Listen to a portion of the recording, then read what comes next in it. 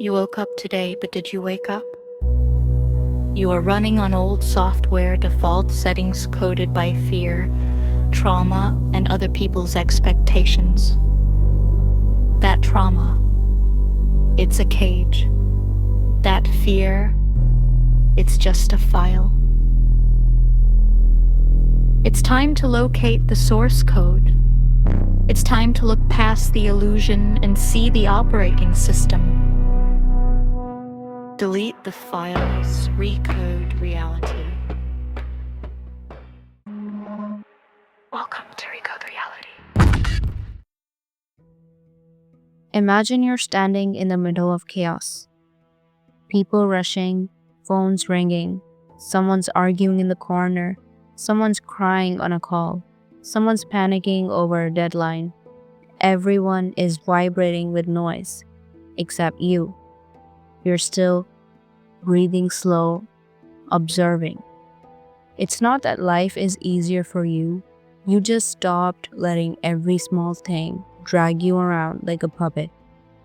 You stand there like someone who knows they can handle whatever comes. Not because things are perfect, but because your mind is finally yours. And that is what Stoicism does. It makes you untouchable. I want you to be honest with me for a second. How much time did you spend today worrying about something you couldn't actually change? The grade you might get, what that person meant by the text, or what your life is going to look like in 5 years. If you're anything like the rest of us, the answer is too much. Your mind is a supercomputer, but right now it's running a toxic program called Overthinking, and it's draining your battery. Today, we are flipping that switch. We're not talking about manifesting money, we're talking about manifesting inner peace. We're diving into the ancient yet utterly modern philosophy of Stoicism. Most people hear Stoicism and think it means being emotionless or cold. That is not Stoicism, my friend. Stoicism is this: I feel everything, but I am controlled by nothing. It's the art of staying calm when your past self would have exploded in that situation. It's choosing logic over panic. It's knowing what's in your control and dropping everything that isn't.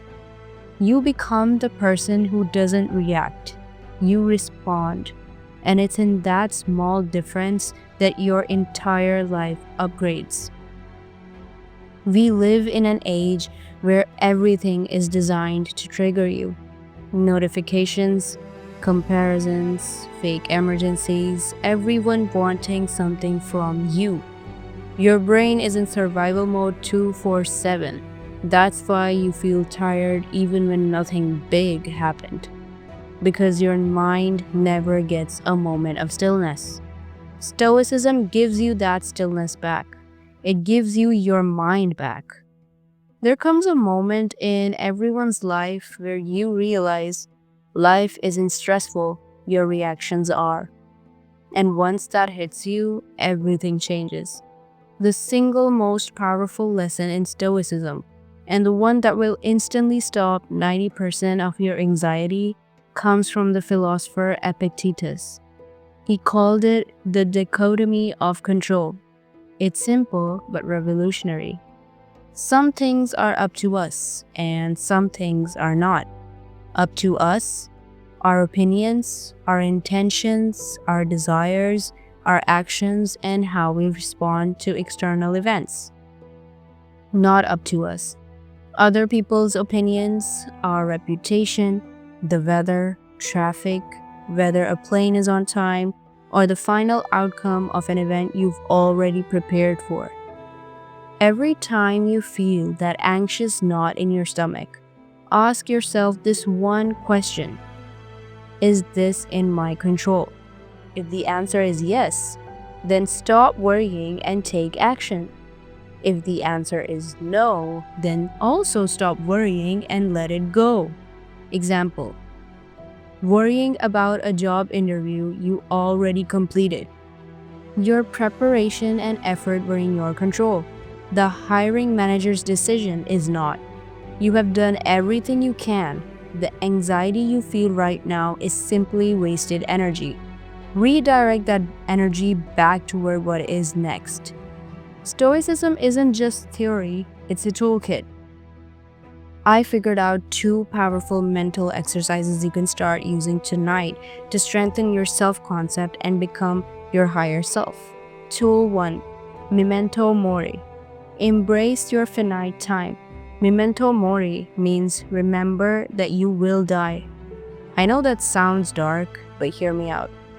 For the Stoics, this wasn't a depressing thought, it was a motivational fuel. We waste so much of our finite time scrolling, stressing over drama, or paralyzed by indecision.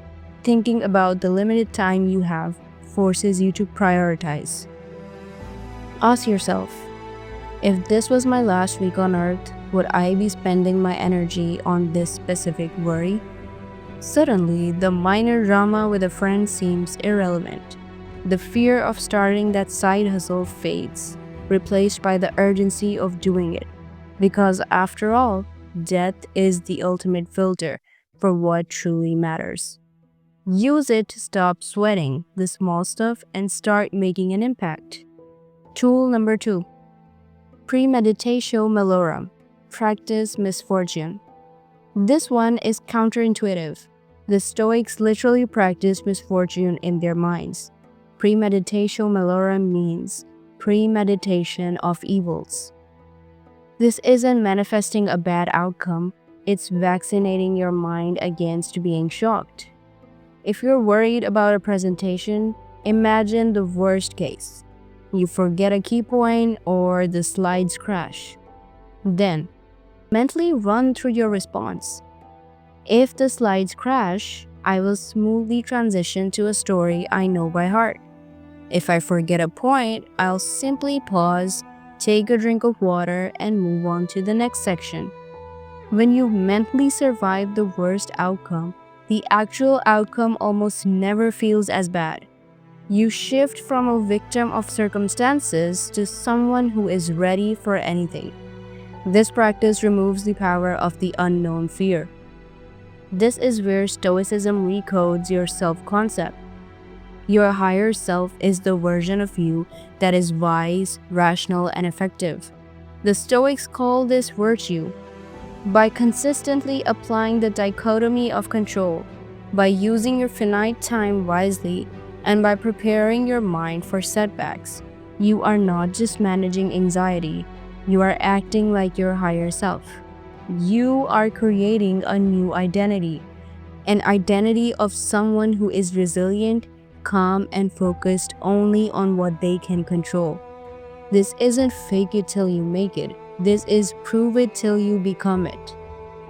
Today, choose to stop negotiating your peace. Stop begging situations to make sense. Stop trying to convince people to see your value. Your value doesn't vanish because someone fails to recognize it.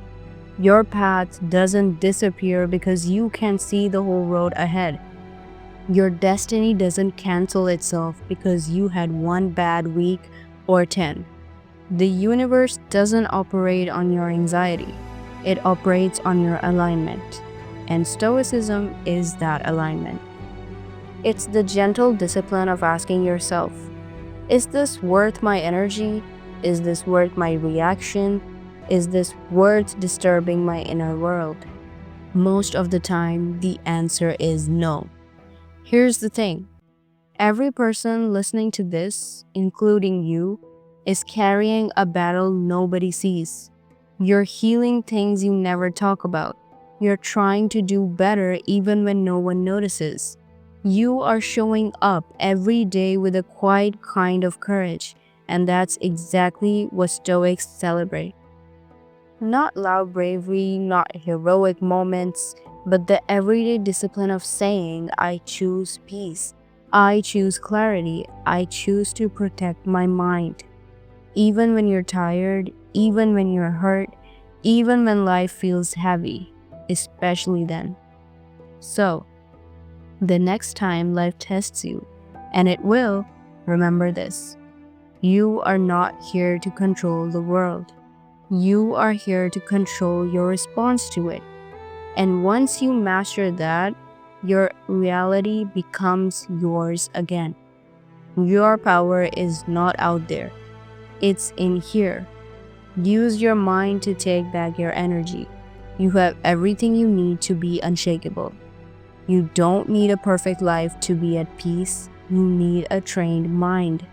And once you train your mind, nothing, not people, not circumstances, not fear, nothing can pull you back into your old identity. So, take a deep breath, drop your shoulders, relax your jaw. You are allowed to be calm. You are allowed to be powerful. You are allowed to choose the higher version of yourself starting today.